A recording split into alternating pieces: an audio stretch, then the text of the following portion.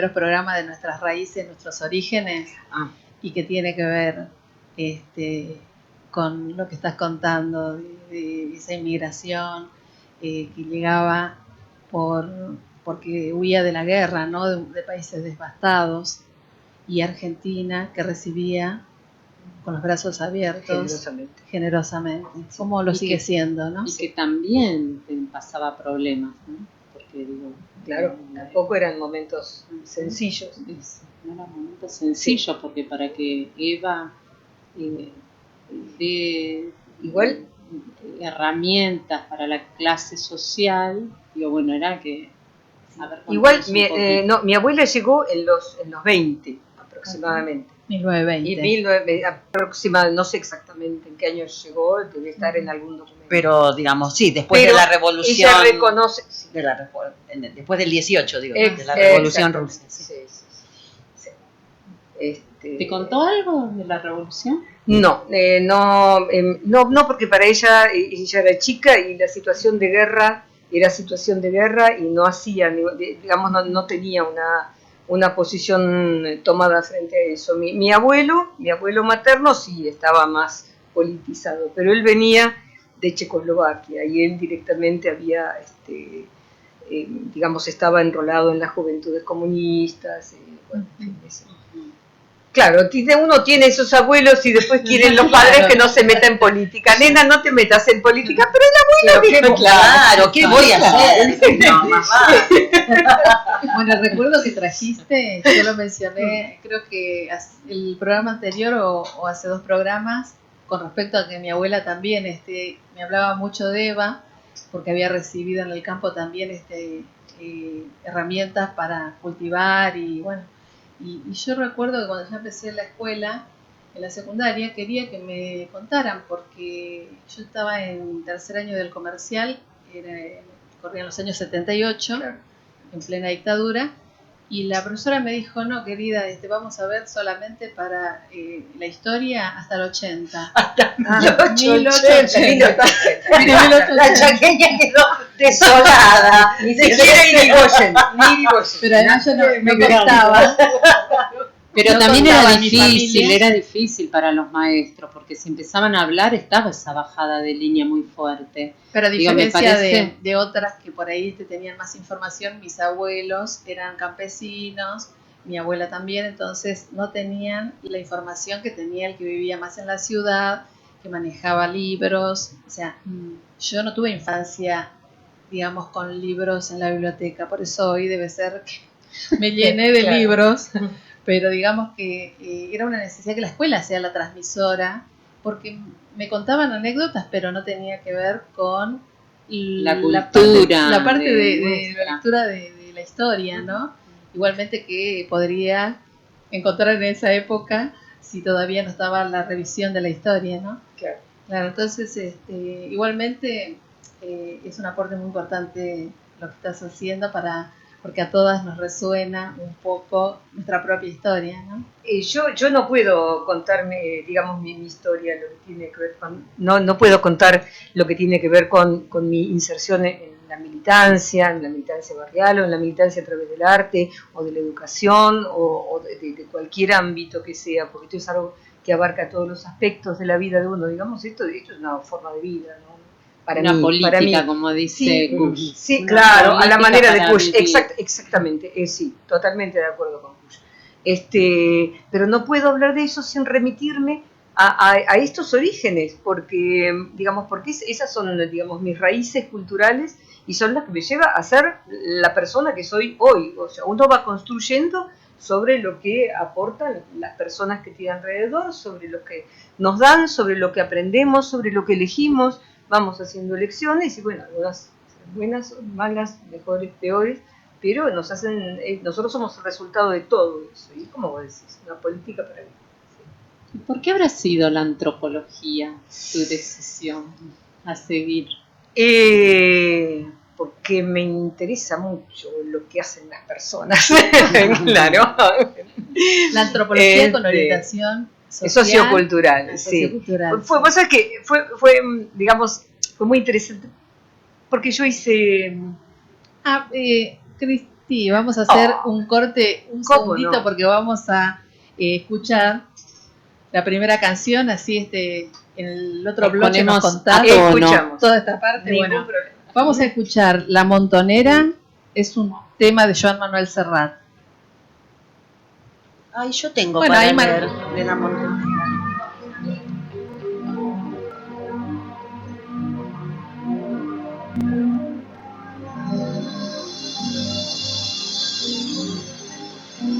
Con esas manos de quererte tanto, pintaba en las paredes luche y vuelve, manchando de esperanzas y de canto las veredas de aquel 69, con esas manos de jugar sudores, con esas manos de parir ternura,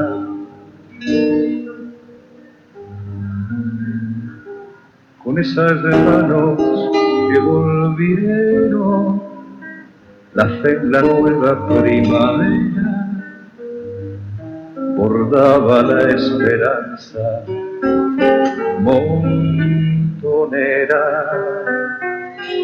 con esas manos que pintaban la historia de celeste y blanco, con esas manos de quererte tanto. Como quiere usted que no ande de acá para allá, cargando la primavera, cayéndose y volviéndose a levantar la montonera. Qué buen vasallo sería si buen señor tuviera, y como que usted que no ande de acá para allá, cargando la primavera, trayéndose y volviéndose a levantar la montonera. Qué buen vasallo sería si buen señor tuviera, como que usted que no ande de acá para allá, luchando la primavera, cayéndose y volviéndose a levantar la montonera. Qué buen vasallo sería si buen señor tuviera, qué buen vasallo sería si buen señor tuviera.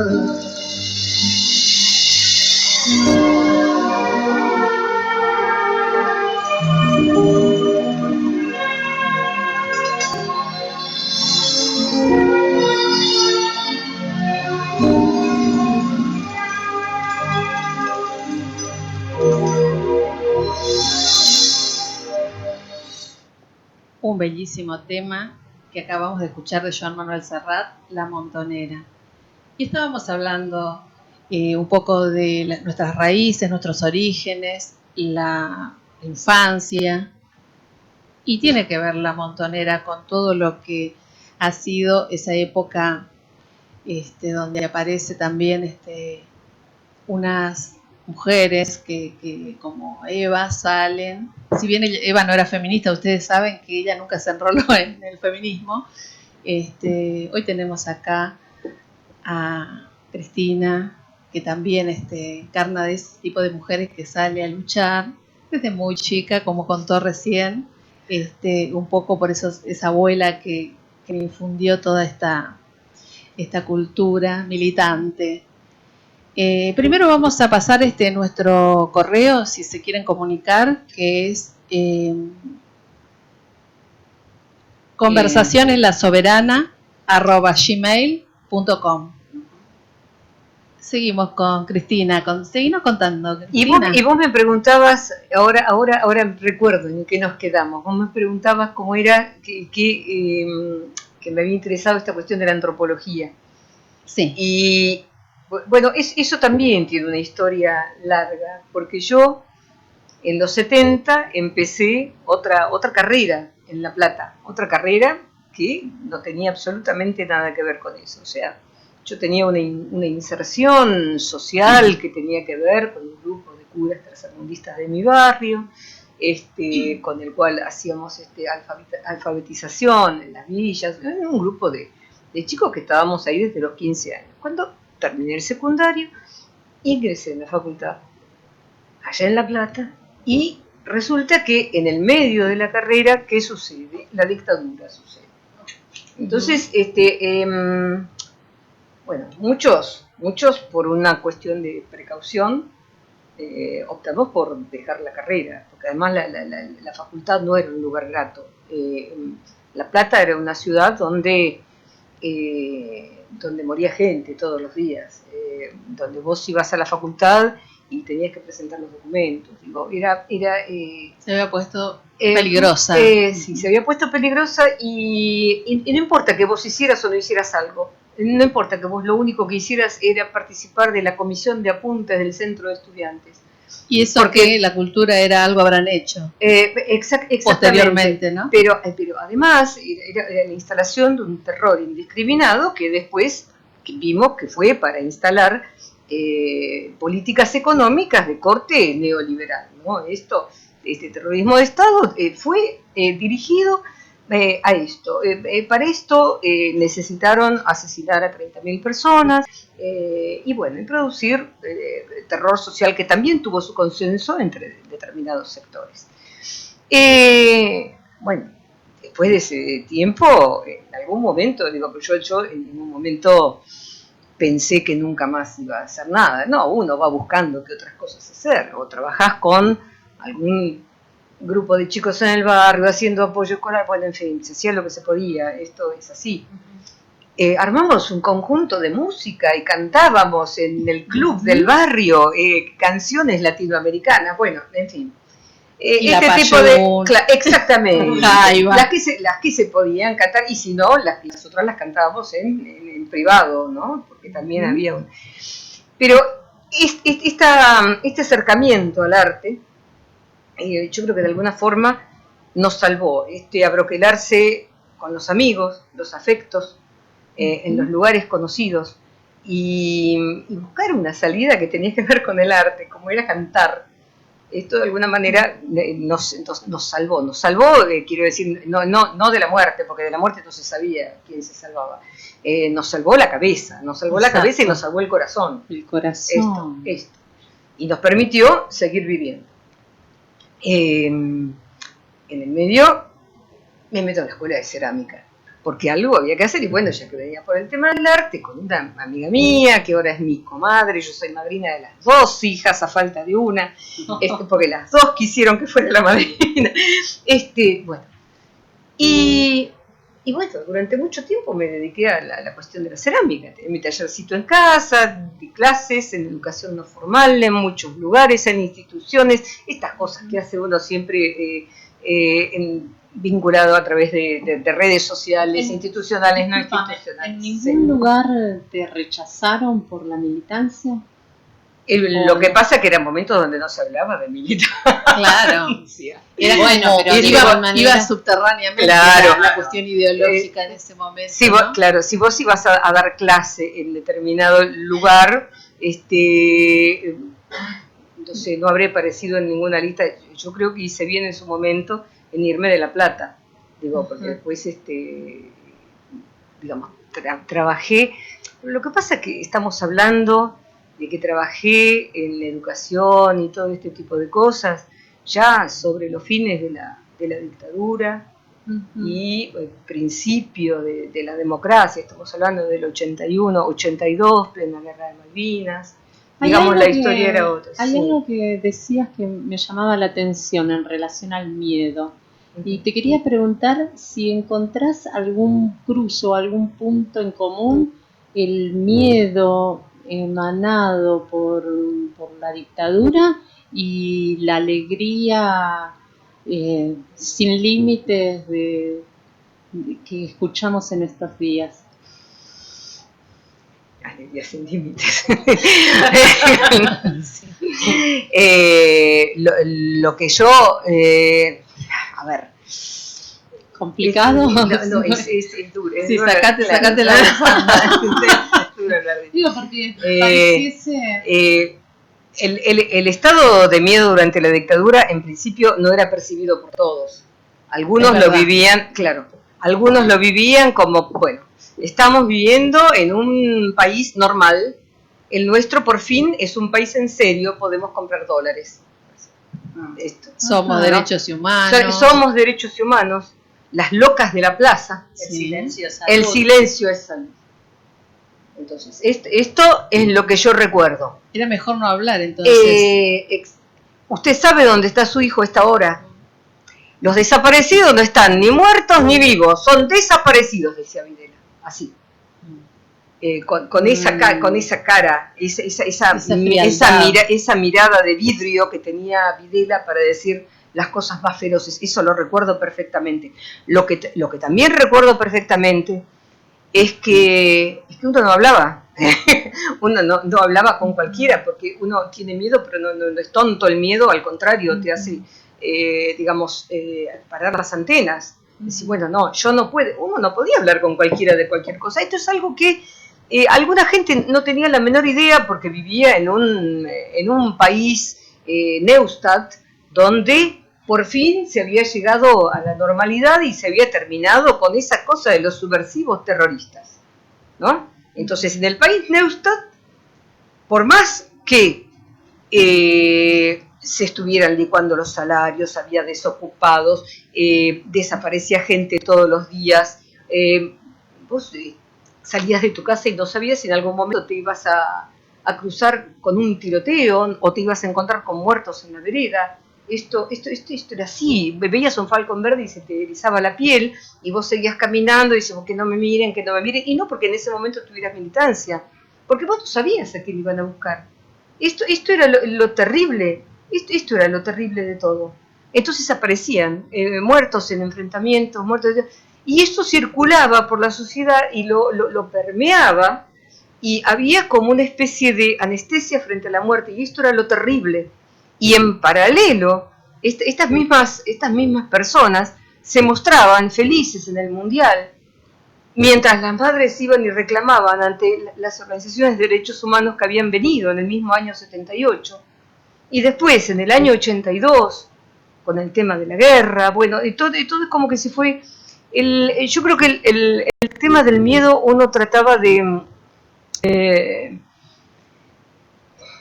a lo mejor no lo hacías consciente, porque si te paralizabas era como suicidarte. Entonces, bueno, uno seguía viviendo. A lo mejor el recurso mío fue, digamos, quedarme en el círculo familiar y de los afectos, y el tema del arte, el tema de juntarnos a cantar, decir, bueno, nos juntamos 5, 6, 8, 6, 7, 8. Armábamos. Cristina, antes que nos continúes contando sobre tu llegada a la antropología, bueno, ¿no? Que nos estás ya relatando, quería compartir... Estoy creando suspenso. Yo siempre busco alguna poesía, algún texto sobre mujeres de la historia americana, y entonces, bueno, acá encontré algo que lo quería leer, pero antes quería decirte que, respetando tus orígenes, me hiciste acordar de lo que decía Vinicius de Moraes, que él también era rubio y decía, soy el más negro entre los blancos y el más blanco entre los negros. Entonces, sí. ¿Sabés las veces que fui con cura que íbamos, Eliseo Morales de Avellaneda, un personaje, y entonces íbamos a alfabetizar, y entonces miraba y dice, no, acá traje a las compañeritas, que yo, pero ella no parece peronista. El cura decía, pero no la discrimine porque es rubia. Claro, yo quería compartirles una copla anónima, pero de la época de la Federación, de 1840, que es Las Negras de la Federación, pero también te está dedicado, Cris. Dice, yo me llamo Juana Peña y tengo por vanidad que sepan todos que soy negrita, muy federal. Yo por desgracia no tengo hijos, padre ni marido, a quien poderles decir que sigan este partido. Pero tengo a mis paisanos, los negritos defensores, que escucharán con cuidado estas fundadas razones. ¿Te gustó lo de la copla? Muy lindo. Muy lindo. Bueno, Sigamos con el relato, entonces estábamos, un sí. poco de lo que estás contando me remite también a contar algo que, sin ser militante, mi papá, porque yo era chica, y la verdad que no me enteraba de nada, solo que entraban a un barrio bastante humilde donde yo vivía, unos carros impresionantes, y no sabía por qué, hasta que alguien me dijo, sí, la hermana de una amiguita con su esposo tenían una casa muy humilde también, pero lo que circulaba era que